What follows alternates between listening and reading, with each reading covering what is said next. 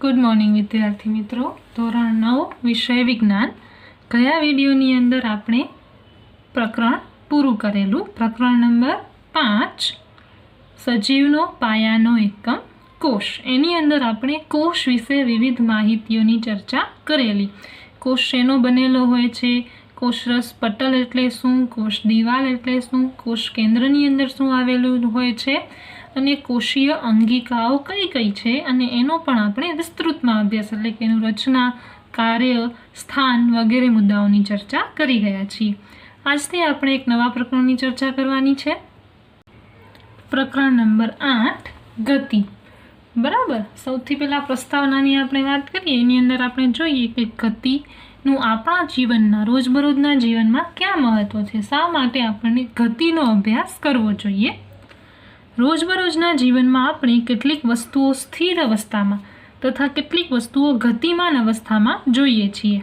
જેમ કે પક્ષીઓ ઉડે છે, માછલીઓ તરે છે, આપણા શરીરની અંદર રુધિર છે એ શીરાઓ અને ધમનીઓમાં વહે છે, તથા મોટર ગાડીઓ એટલે કે કાર છે એ ગતિ કરે છે। એના સિવાય આપણે ન જોઈ શકતા હોઈએ એવી ઘટનાઓ જેમ કે પરમાણુ, અણુ, ગ્રહો, તારાઓ અને આકાશગંગાઓ બધી જ વસ્તુઓ છે એ ગતિમાન છે એટલે કે ગતિમાં છે। સામાન્ય રીતે આપણે કોઈ પદાર્થ સમયની સાથે પોતાનું સ્થાન બદલે ત્યારે જ તે ગતિમાં હોય છે એવું સમજીએ છીએ। સામાન્ય સમજ શું છે તો કોઈ પદાર્થ સમયની સાથે પોતાની જગ્યા બદલે તો આપણે કહીએ કે એ પદાર્થ ગતિ કરે છે।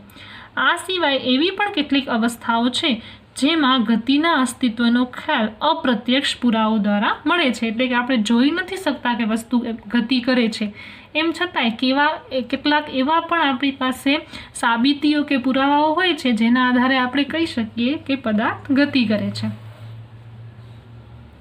ઉદાહરણ તરીકે આપણે હવાની ગતિનું અનુમાન શેના દ્વારા કરીએ છીએ તો ધૂળના રજકણોના ઉડવાથી તથા વૃક્ષોની ડાળીઓ તેમજ પર્ણોના હલનચલન પરથી આપણે કહી શકીએ છીએ કે હવા ગતિ કરી રહી છે। સૂર્યોદય, સૂર્યાસ્ત તેમજ ઋતુ પરિવર્તન પાછળ કયું કારણ જવાબદાર છે તો આપણને ખબર છે સૂર્યાસ્ત, સૂર્યોદય અને ઋતુ પરિવર્તન માટે જવાબદાર કારણ છે પૃથ્વીની અને ચંદ્રની ગતિ। બરાબર, તો પૃથ્વી ગતિ કરે છે। કયા પ્રકારની ગતિ કરે છે? બે પ્રકારે ગતિ કરે છે, ધરીભ્રમણ કરે છે અને પરિક્રમણ કરે છે। તો આ પરિક્રમણ અને ધરીભ્રમણના કારણે સૂર્યોદય અને સૂર્યાસ્ત થાય છે તેમજ આપણી ઋતુઓ પણ બદલાય છે। શું તે પૃથ્વીના ગતિના કારણે છે? જો આ સાચું છે તો આપણે પૃથ્વીની ગતિનું અનુમાન પ્રત્યક્ષ રૂપે કેમ નથી કરી શકતા? આપણે અત્યારે પૃથ્વી ઉપર જ છીએ ને, એમ છતાંય આપણને અહીંયાથી કેમ ખબર નથી પડતી કે પૃથ્વી ગતિ કરે છે? બરાબર, તો આ ઘણા બધા ગતિ વિશેના પ્રશ્નો છે। કોઈ એક વ્યક્તિ માટે એક વસ્તુ ગતિશીલ હોય તો બીજી એક વ્યક્તિ માટે તે જ વસ્તુ સ્થિર પણ હોઈ શકે છે। ગતિ કરતી બસમાં બેઠેલા મુસાફરને એવું લાગે કે રસ્તાના કિનારે આવેલા ઝાડ પાછળ તરફ જાય છે। રસ્તાના કિનારે ઊભેલો એક વ્યક્તિ છે એને એવું લાગે કે બસમાં બેઠેલા બધા મુસાફરો બસ સાથે ગતિ કરે છે, જ્યારે બસની અંદર બેઠેલ મુસાફર છે એને તો એવું જ લાગે છે કે પોતાની સાથે બેઠેલો મુસાફર છે એ કેવો છે? સ્થિર અવસ્થામાં છે।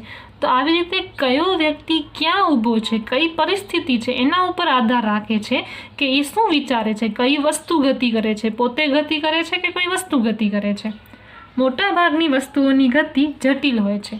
કેટલીક વસ્તુઓ સીધી રેખામાં તો કેટલીક વસ્તુઓ વર્તુળાકાર પથ પર ગતિ કરતી હોય છે।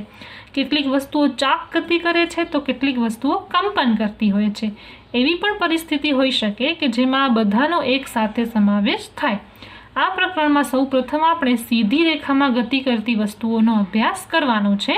આપણે આ પ્રકારની ગતિઓનો અભ્યાસ સામાન્ય સમીકરણો તેમજ આલેખની મદદથી કરીશું અને ત્યારબાદ આપણે વર્તુળાકાર ગતિ વિશે પણ ચર્ચા કરીશું।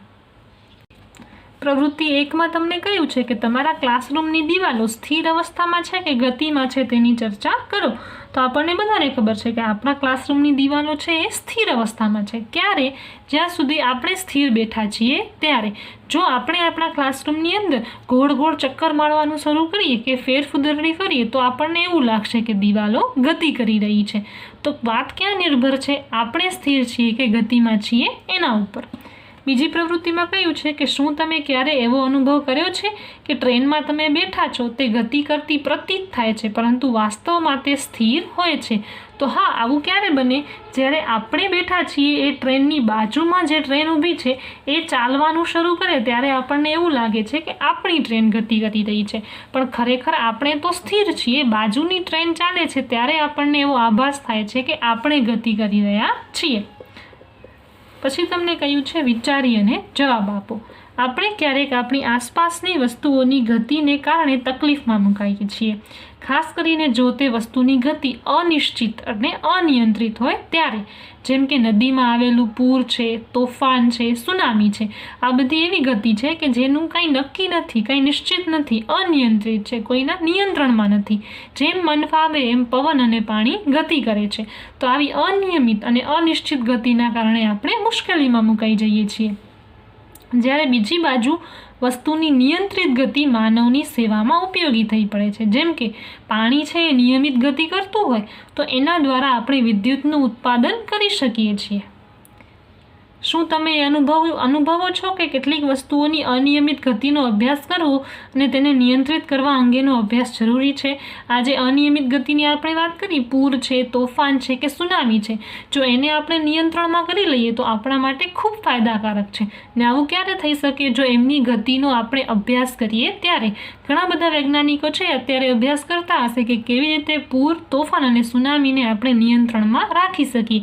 તો જો એને નિયંત્રિત કરી શકીએ તો એનો પણ આપણે કોઈક સારી જગ્યાએ ઉપયોગ કરી શકીએ છીએ. બરાબર.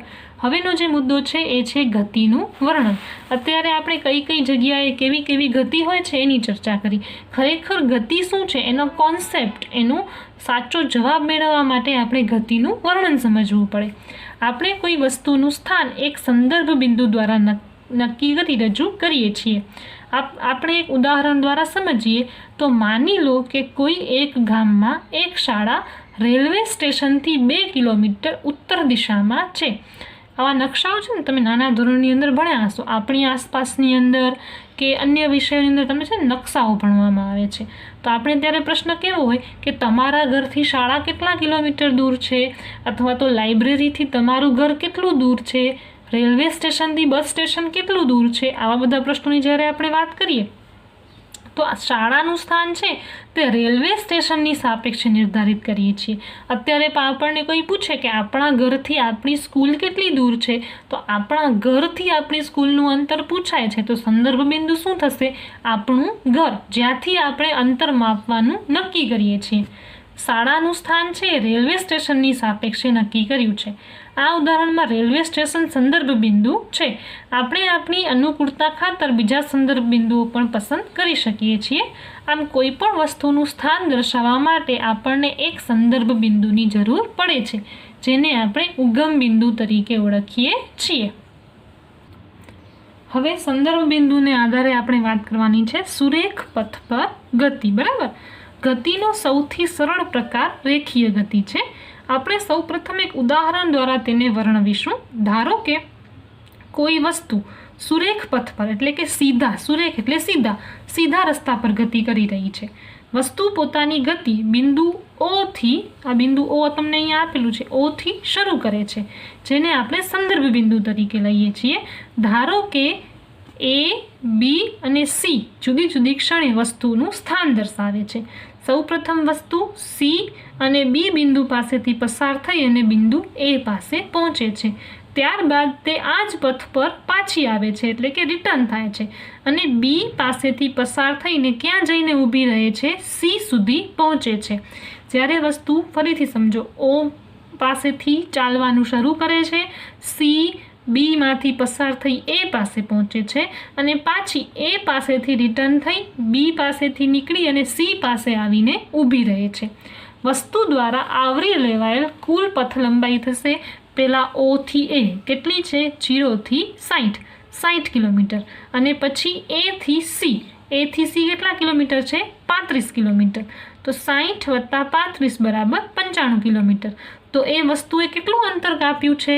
પહેલા 60 અને પછી 35, એટલે કુલ 95 કિલોમીટર અંતર કાપ્યું છે એમ કહી શકાય. કોઈ વસ્તુનું અંતર નક્કી કરવા માટે ફક્ત મૂલ્યની જરૂરિયાત હોય છે, દિશાની જરૂરિયાત હોતી નથી. કેટલીક રાશિઓ એવી હોય છે જેને માત્ર મૂલ્ય વડે દર્શાવી શકાય. આ આંકડાકીય મૂલ્ય કે ભૌતિક રાશિનું માન દર્શાવે છે.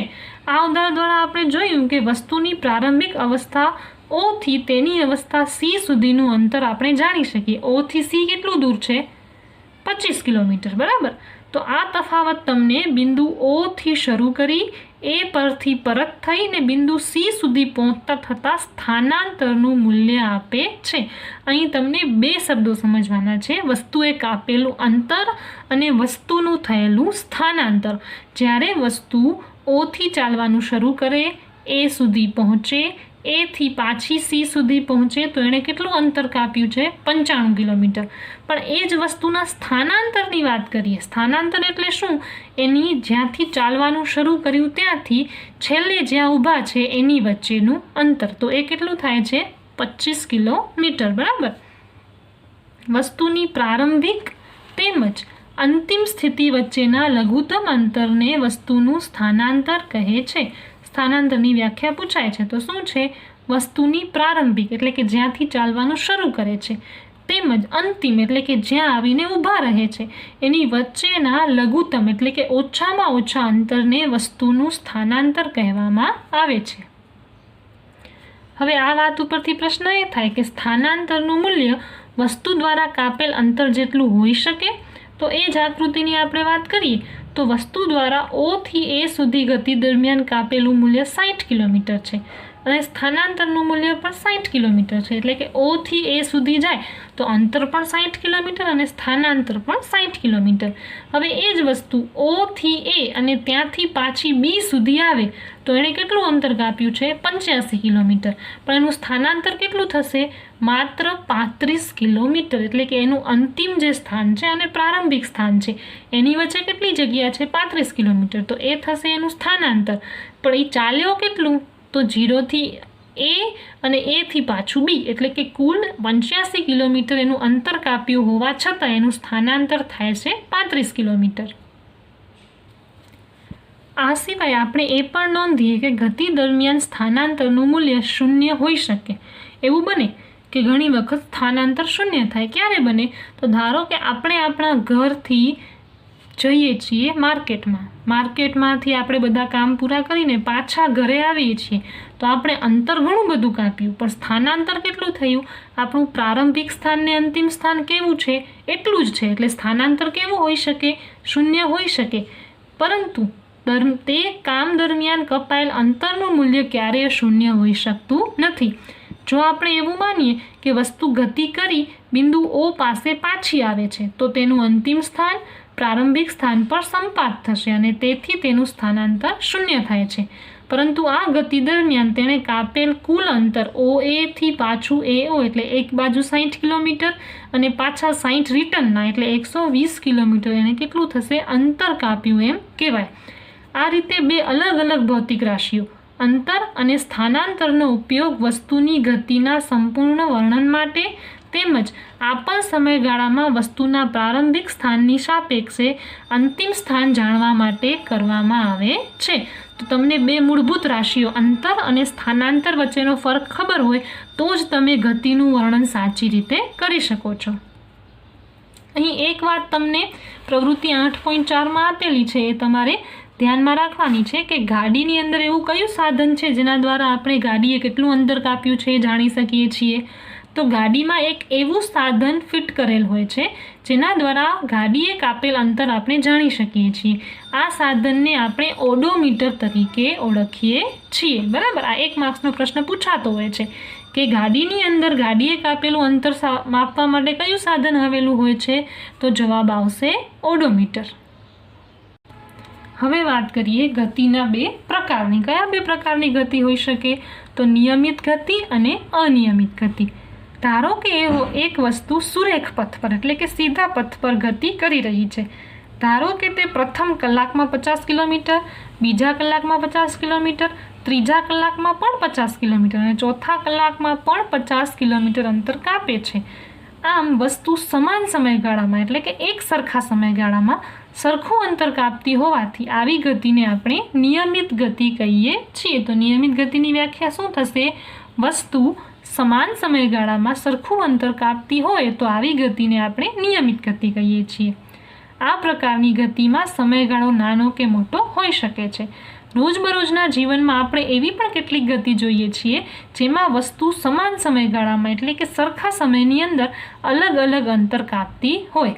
ઉદાહરણ તરીકે ભીડવાળા રોડ પર ગતિ કરતી કાર. આપણે અહીંયાથી કાર લઈ અને ક્યાંય જઈએ તો રસ્તામાં ટ્રાફિક આવે, ક્યાંક રસ્તો ખરાબ આવે, ક્યાંક રસ્તો સારો આવે, તો અલગ અલગ સમયમાં આપણે જે અંતર કાપીએ છીએ અલગ અલગ હોય છે.